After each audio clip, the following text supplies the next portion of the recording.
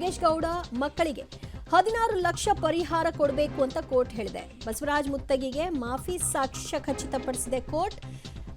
ಅವರು ಮಾಫಿ ಸಾಕ್ಷ್ಯವಾಗಿ ಈ ಇಡೀ ಪ್ರಕರಣಕ್ಕೆ ತಿರುವನ್ನ ಕೊಟ್ಟಂತಹ ವ್ಯಕ್ತಿ. ಹೇಗೆ ಈ ಪ್ರಕರಣದಲ್ಲಿ ಬಲವಂತವಾಗಿ ಒಳಗೆ ನಾನು ಸೇರ್ಕೊಂಡಿದ್ದೆ ಅನ್ನೋದನ್ನು ಕೂಡ ವಿವರಿಸಿದಂಥವರು. ಅದನ್ನ ಪರಿಗಣಿಸಿ ತನಿಖೆ ಎಲ್ಲ ಪೂರ್ಣ ಆಗಿತ್ತು. ಅವರ ಮಾಫಿ ಸಾಕ್ಷ್ಯ ಅಂತವೂ ಕೂಡ ಹೇಳಲಾಗಿತ್ತು. ಅದನ್ನ ಕೋರ್ಟ್ ಫೈನಲ್ ಆಗಿ ಪರಿಗಣಿಸಿದ್ಯಾ ಇಲ್ವಾ ಅನ್ನೋದನ್ನ ತನ್ನ ಜಡ್ಜ್ಮೆಂಟ್ನಲ್ಲಿ ಹೇಳೋದು ಬಾಕಿ ಇತ್ತು. ಹಾಗಾಗಿ ಬಸವರಾಜ ಮುತ್ತಗಿ ಅವರು ಇಡೀ ಕೇಸ್ ಕೋರ್ಟ್ನಲ್ಲಿದೆ, ತೀರ್ಪು ಬರ್ತಾ ಇರುವಂಥ ಹೊತ್ತು, ಹಾಗಾಗಿ ನಾನು ಹಳೆಯದನ್ನೆಲ್ಲ ಇಲ್ಲಿ ಬ್ರೀಫ್ ಮಾಡ್ಲಿಕ್ಕೆ ಹೋಗಲ್ಲ ಅಂತ ಕೂಡ ಹೇಳ್ಕೊಂಡಿದ್ದನ್ನ ನೀವು ಗಮನಿಸಿರಬಹುದು. ಬಸವರಾಜ ಮುತ್ತಗಿಗೆ ಮಾಫಿ ಸಾಕ್ಷ್ಯ ಅಂತ ಖಚಿತಪಡಿಸಿದೆ ಕೋರ್ಟ್. ಹಾಗಾಗಿ ಅವರಿಗೆ ಶಿಕ್ಷೆ ಅನ್ನೋದಿರಲ್ಲ. ಅವರು ಇಡೀ ಪ್ರಕರಣವನ್ನ ಈ ಹಂತಕ್ಕೆ ತರಲಿಕ್ಕೆ ಸಾಥ್ ಕೊಟ್ಟ ಹಿನ್ನೆಲೆಯಲ್ಲಿ ಮತ್ತಷ್ಟು ಮಾಹಿತಿ ಕೊಡ್ತಾರೆ ನಮ್ಮ ಪ್ರತಿನಿಧಿ ಮೂರ್ತಿ. ಇಲ್ಲಿ ಮಾಫಿ ಸಾಕ್ಷಿಗೆ ಶಿಕ್ಷೆ ಇರುತ್ತಾ ಇಲ್ವಾ ಅನ್ನುವಂತಹ ಪ್ರಶ್ನೆ ಇತ್ತು. ಮತ್ತು ಈಗ ಕೋರ್ಟ್ ಹೇಳ್ತಾ ಇದೆ ಅವ್ರನ್ನ ಮಾಫಿ ಸಾಕ್ಷಿ ಅಂತ ಪರಿಗಣಿಸಿದ್ದೀವಿ ಅಂತ.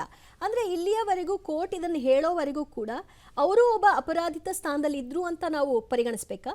ದಿವ್ಯಾ, ಇಲ್ಲಿ A1 ಆರೋಪಿಯಾಗಿದ್ದಂತಹ ಬಸವರಾಜ ಮುತ್ತಗಿ ಮೊದಲಿಗೆ ಇಲ್ಲಿ ಈ ಪ್ರಕರಣದಲ್ಲಿ ಮಾಫಿ ಸಾಕ್ಷಿಯಾಗಿ ಅವರನ್ನು ಪರಿಗಣನೆ ಮಾಡಲಾಗಿತ್ತು. ಅಂದರೆ ಕೋರ್ಟ್ನ ಮುಂದೆ ಹೌದು ಇವರು ಕೊಲೆಯನ್ನು ಮಾಡಿಸಿದ್ರು, ಮತ್ತು ಬಲವಂತವಾಗಿ ನನ್ನನ್ನು ಧಮಕಿ ಹಾಕಿ ಕೊಲೆಯನ್ನು ಮಾಡಿಸೋದಕ್ಕೆ ಪ್ರಚೋದನೆಯನ್ನು ಮಾಡಿದ್ರು. ಅದ್ರ ಜೊತೆಗೆ ನಾನು ಕೊಲೆಯನ್ನು ಮಾಡಲಿಲ್ಲ ಅಂತ ಹೇಳಿದ್ರೆ ಅಥವಾ ಈ ಕೃತ್ಯದಲ್ಲಿ ಭಾಗಿಯಾಗಿಲ್ಲ ಅಂತ ಹೇಳಿದ್ರೆ ನನ್ನನ್ನು ಕೂಡ ಮುಗಿಸೋದಾಗಿ ಬೆದರಿಕೆಯನ್ನು ಹಾಕಿದ್ರು. ಇವರೆಲ್ಲರೂ ಕೂಡ ಈ ಒಂದು ಕೊಲೆಯಲ್ಲಿ ಇದ್ದರು, ಇದಕ್ಕೆಲ್ಲ ಷಡ್ಯಂತ್ರವನ್ನು ಮಾಡಿದ್ರು ಅನ್ನೋ ನಿಟ್ಟಿನಲ್ಲಿ ಕೋರ್ಟ್ನ ಮುಂದೆ ಅವಲತ್ಕೊಂಡಿದ್ರು. ಅಂದರೆ ಕೋರ್ಟ್ನ ಮುಂದೆ ಮಾಫಿ ಸಾಕ್ಷಿಯಾಗಿ ಅವರು ಕೋರ್ಟ್ನ ಮುಂದೆ ಹೇಳಿಕೆಯನ್ನು ದಾಖಲು ಮಾಡುವ ಕೆಲಸವನ್ನು ಮಾಡಿದರು ಬಸವರಾಜ ಮುತ್ತಗಿ.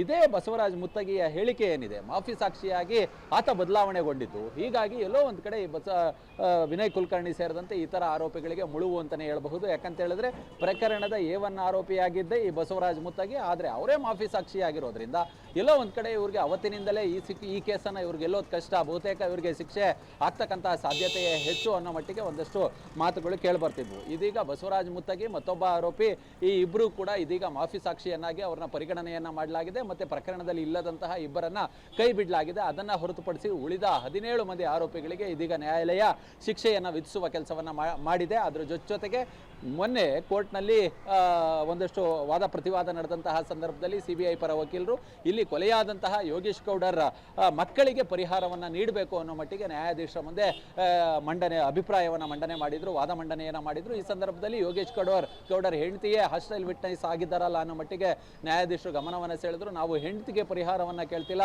ಮಕ್ಕಳಿಗಾಗಿ ಪರಿಹಾರವನ್ನು ಕೇಳ್ತಿದ್ದೀವಿ ಅನ್ನೋ ಮಟ್ಟಿಗೆ CBI ಪರ ವಕೀಲರು ನ್ಯಾಯಾಧೀಶರ ಮುಂದೆ ಮನವಿಯನ್ನು ಮಾಡಿಕೊಂಡಿದ್ರು. ಹೀಗಾಗಿ ಇಲ್ಲಿ 16 ಲಕ್ಷ ರೂಪಾಯಿ ಪರಿಹಾರವನ್ನು ಅವರ ಮೃತನ ಮಕ್ಕಳಿಗೆ ಕೊಡಿಸುವಂತಹ ಕೆಲಸವನ್ನು ಇದೀಗ ಕೋರ್ಟ್ ಮಾಡಿದೆ. ಹೀಗಾಗಿ ಬಹುತೇಕ ಇದೀಗ ಈ ಪ್ರಕರಣ ತಾರ್ಕಿಕ ಅಂತ್ಯಕ್ಕೆ ಬಂದಿದೆ. ಬಹುತೇಕ ಈ ಪ್ರಕರಣದಲ್ಲಿ ಎಲ್ಲ ಆರೋಪಿಗಳಿಗೆ 16 ಆರೋಪಿಗಳಿಗೆ, ವಿನಯ್ ಕುಲಕರ್ಣಿ ಸೇರಿದಂತೆ 16 ಆರೋಪಿಗಳಿಗೆ ಜೀವಾವಧಿ ಶಿಕ್ಷೆ, ಉಳಿದಂತಹ ಇನ್ಸ್ಪೆಕ್ಟರ್ ಒಬ್ಬಾತ ಆತನಿಗೆ 7 ವರ್ಷ ಶಿಕ್ಷೆಯನ್ನು ವಿಧಿಸುವ ಕೆಲಸವನ್ನ ಮಾನ್ಯ ನ್ಯಾಯಾಲಯ ಮಾಡಿದೆ. ದಿವ್ಯಾ, ಸದ್ಯ ಅಪರಾಧಿಗಳ ಶಿಕ್ಷೆಯ ಪ್ರಮಾಣ ಏನು ಅನ್ನೋದು ಫೈನಲಿ ಹೊರಬಿದ್ದಿದೆ. 16 ಅಪರಾಧಿಗಳು ಜೀವಾವಧಿ ಶಿಕ್ಷೆಗೆ ಒಳಪಟ್ಟಿದ್ದಾರೆ.